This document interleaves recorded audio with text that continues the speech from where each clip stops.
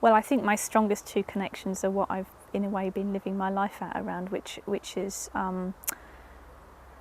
working, cooperating with other people. So creating, both creating a positive effect in the world, but also out in the world, but also between us, creating some sort of atmosphere of positivity and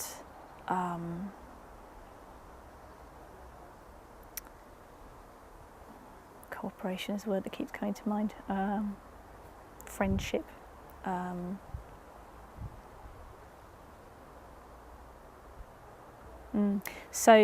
So cooperation on the one hand, working collectively, and I realise I do resonate quite strongly with that, because I go and visit other right livelihoods and I straight away feel like I've got a connection. I feel like I know what other people are doing, even if it's a different project. The process of it is something I resonate with and get very inspired and excited by. So that's one aspect of Dharma practice, collective aspect, and then the other for me is meditation. And it's hard to choose a particular aspect of meditation. I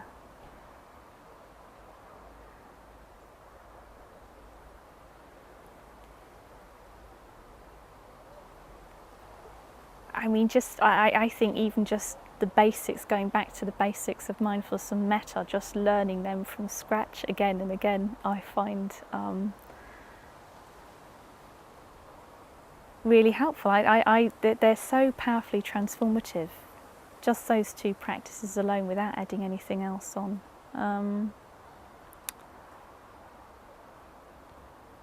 I just get very excited and inspired about where you can go in meditation and how much you can change yourself, even though the amount of time you spend doing it compared with the rest of your life can be very small.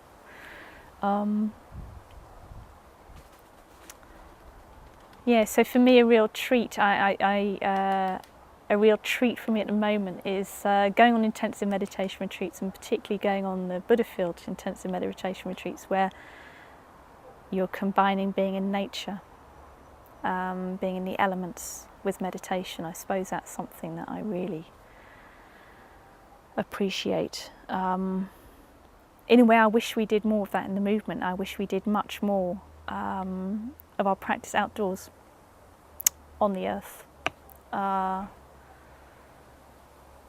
in the elements, in our bodies. I think it's such a good antidote for a lot of the issues we're dealing with in modern Western society. Yeah, so I suppose those two things.